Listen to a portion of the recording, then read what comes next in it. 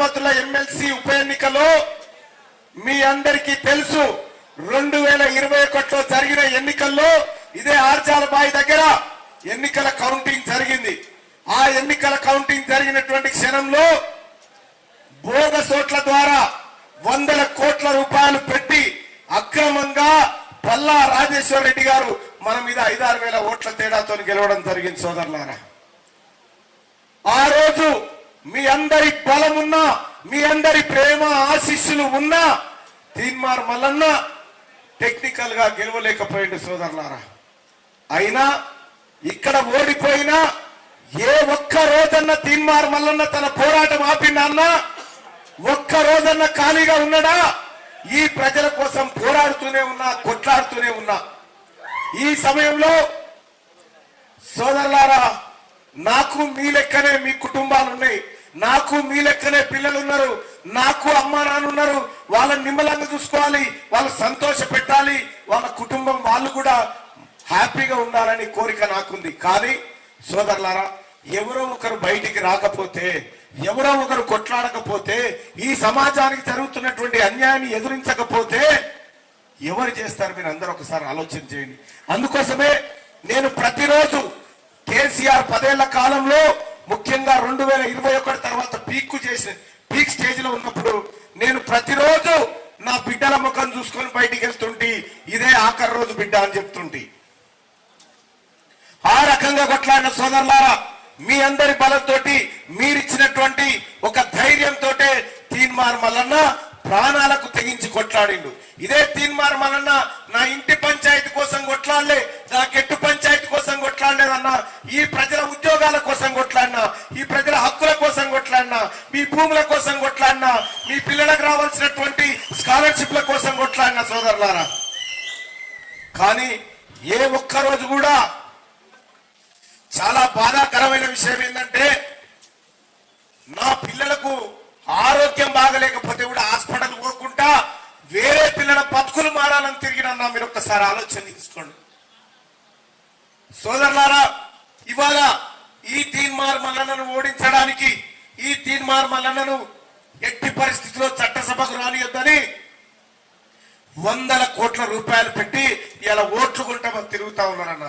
నిజంగా మల్లన్న సంపాదించుకోనంటే ఆ పని చేయకపోనన్నా, ఆ పని చేయకపోనా. కానీ ఒకటి చెప్తా ఉన్నా సోదరులారా, నేను డబ్బులు పెట్టి ఓట్లు కొనలేనన్నా, నేను అన్యాయం చేయలేదు, చేయను. డబ్బులతో వచ్చే పదవి నాకు వద్దన్నా, నేను సేవ చేస్తా, ఇంకొక గంట ఎక్కువ కష్టపడతా ఈ ప్రజల కోసం అని తెలియజేస్తా ఉన్నా. ఇవాళ తీన్మార్ మల్లన్న ఓడిపోతే కేసీఆర్ కుటుంబం సంతోషపడుతుండొచ్చు, కానీ ఈ పేద బిడ్డలు, ఒక్క బడుగు బలహీన వర్గాల బిడ్డ కింది స్థాయి నుంచి ఒక పేపర్ వేసుకుంటూ, ఒక రైల్వే స్టేషన్ లో ఛాయ అమ్ముకుంటూ చదువుకొని వచ్చినటువంటి బిడ్డను నేను.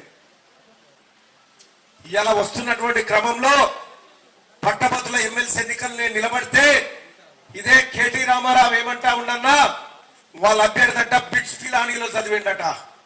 బిట్స్ పిలానీలో చదివిండు ఆయన తీన్మార్ మల్లన్న పల్లి బఠానీలు అని చెప్పి చెప్తా ఉన్నాడన్నా. అన్న, నేను ఉస్మానియా యూనివర్సిటీలో చదువుకున్నా, కాకతీయ యూనివర్సిటీలో చదువుకున్నా, జేఎన్టీలో చదువుకున్నా. అన్న, నాకు ఉస్మానియా యూనివర్సిటీ కన్నతల్లి లాంటిదన్నా, వాళ్ళకి పల్లి బఠానీ లాంటిది కావచ్చు. అన్న, నాకు కాకతీయ యూనివర్సిటీ చదువు చెప్పిందన్నా, అది నాకు కన్నతల్లి లాంటిదన్నా, వాళ్ళకు తమాషా కావచ్చు, పల్లి బఠానీ కావచ్చు.